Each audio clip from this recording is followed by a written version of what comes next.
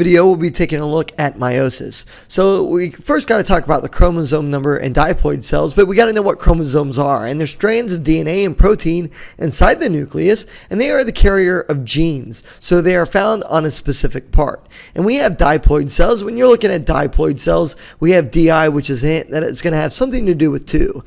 An adult fruit fly has 8 total chromosomes. 4 came from the mother and 4 came from the father.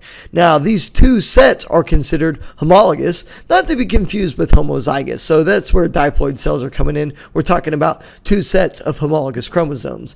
And this means that each of the 4 chromosomes from the male parent has a corresponding chromosome from the female parent. So because there's 4 chromosomes coming from the mother and 4 chromosomes from the father, that means chromosome number 1 from the mom and the dad pair up, chromosome number 2 from the father and the mother pair up, and so does 3 and 4, and that's what we mean by homologous chromosomes. Now, a cell that contains both sets of homologous chromosomes is said to be diploid, and the diploid number of chromosomes is represented by 2n, in referring to the half set of chromosomes, 2 referring to a full set of chromosomes. So for the fruit fly, the diploid number is 8, so 2n would be 8, and because I know 2n equals 8, I know that the n number would represent 4. So n represents the single set of chromosomes found in the sperm or egg cell. We call these gametes. 2n is a diploid number, and that represents a full set of chromosomes, or both sets of chromosomes, one from the mom, one from the dad. All right, so haploid cells. So we talked about diploid cells. Now we got to talk about haploid cells. Now, some cells contain only a single set of chromosomes and therefore only a single set of genes. And we call these cells haploid, which means one set. And a great way to remember haploid is it almost sounds like half. It's carrying almost half the set of a full set of chromosomes. Now, the gametes of sexually reproducing organisms, like in humans, sperm, eggs, including fruit flies and peas, are haploid. So any gametes that we're talking about, whether it's from a fruit fly, peas, any gamete, sperm, or egg is going to have haploid cells. Now, for fruit fly gametes, which is just, sperm and eggs, the haploid number is 4, which is written as simply n equals 4. So diploid is 2n, haploid is just n.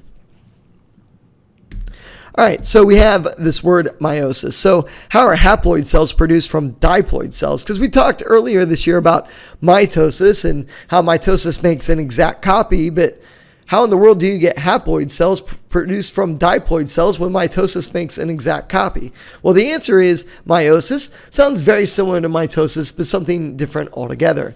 Now, this is when the number of chromosomes per cell is cut in half through the separation of homologous chromosomes in a diploid cell.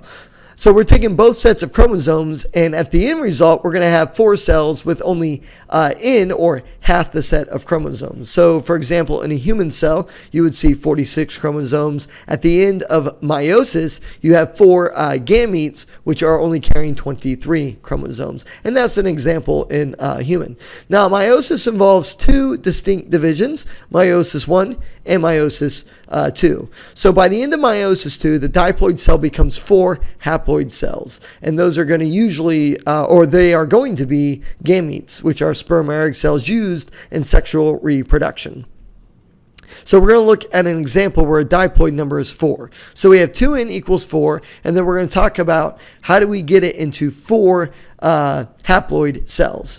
So we start with prophase. Now, right before meiosis I, the cell replicates the chromosomes in interphase, and that works just like it did in mitosis. In the S phase, which is the synthesis phase of G1S and G2, which is interphase, it's going to replicate the chromosomes. And then we move into prophase 1. So after interphase 1, the cell begins to divide because we're in prophase. After all, prophase, metaphase, anaphase, telophase is cell division. So that's why we're talking about the cells beginning to divide. And the chromosomes pair up. Now, each replicated chromosome pairs with its corresponding homologous chromosome, which we talked about earlier. Chromosome 1 pairing up with chromosome 1. Chromosome 2 from the mom pairing up with chromosome 2 from the dad. Chromosome 3 from the mom pairing up with chromosome 3 from the dad, and so on. Now, this forms a structure called a tetrad, and it contains 4 chromatids. So as they form a tetrad, which is simply 4 chromatids, they undergo a process called crossing over. And this is something you're going to see in this unit, this term crossing over. over. And when we do our activity in class, we'll talk more about what that means. Now, the chromatids of the homologous chromosomes cross over one another.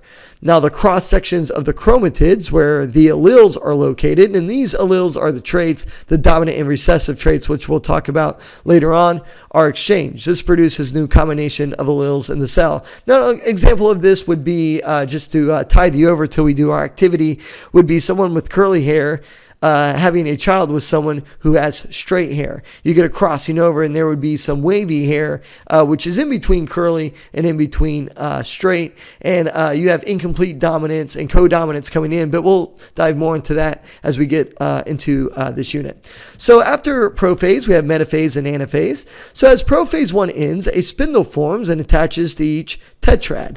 Now, during metaphase 1 in meiosis, paired homologous chromosomes line up across the cell, just like they do in mitosis. And meta means middle, and they're lining up across the cell. And in anaphase, they're going to get pulled apart.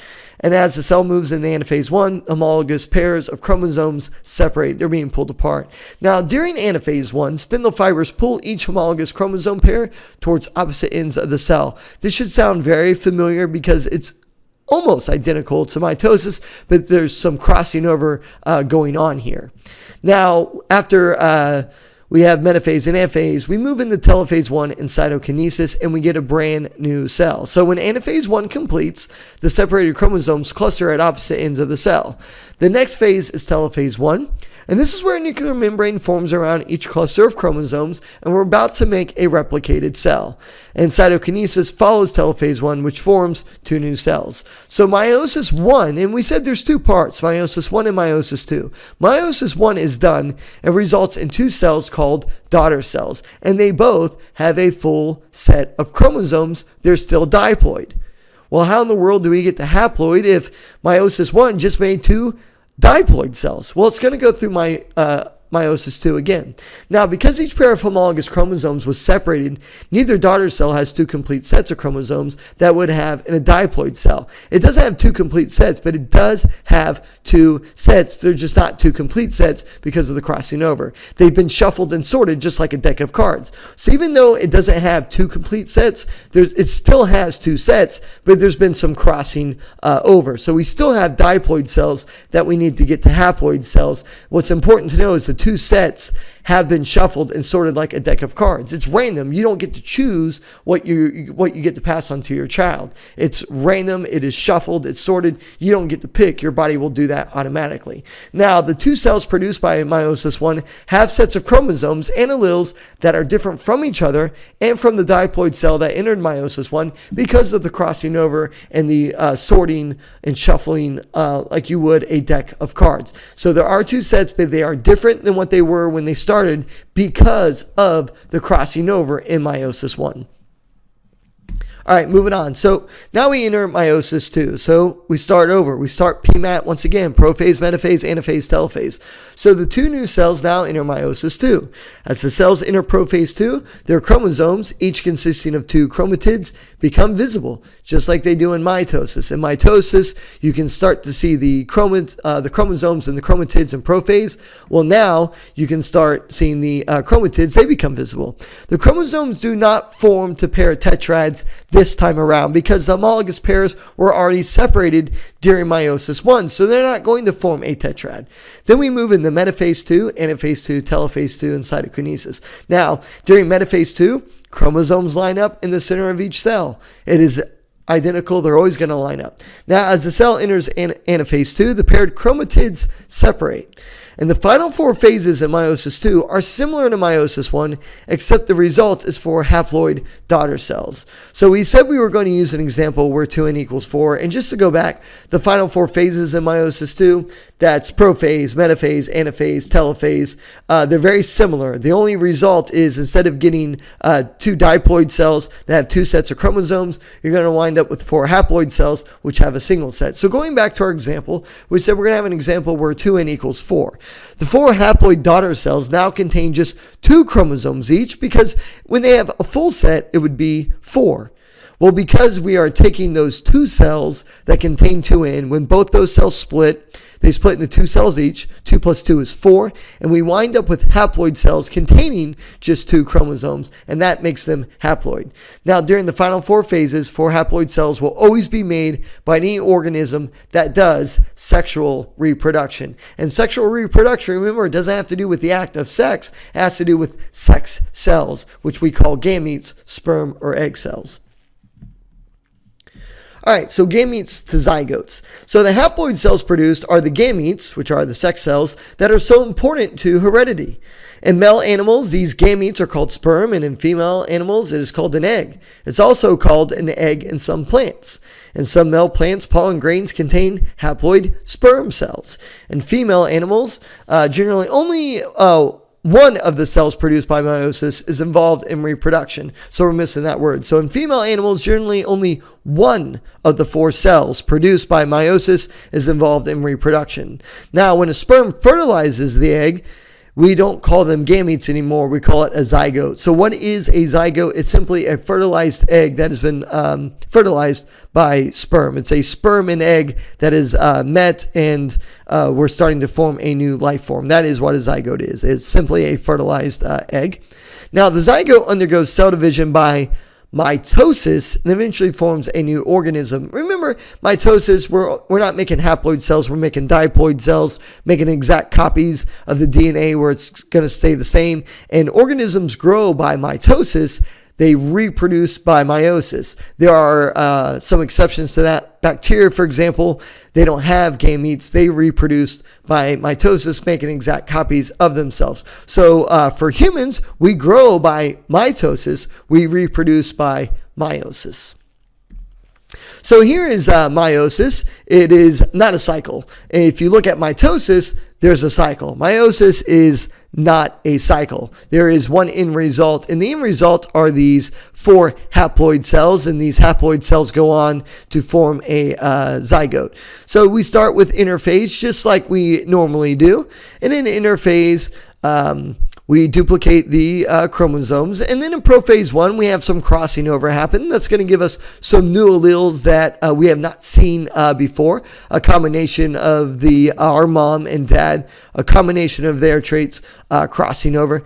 And then we enter Metaphase I. They're lining up in this cell.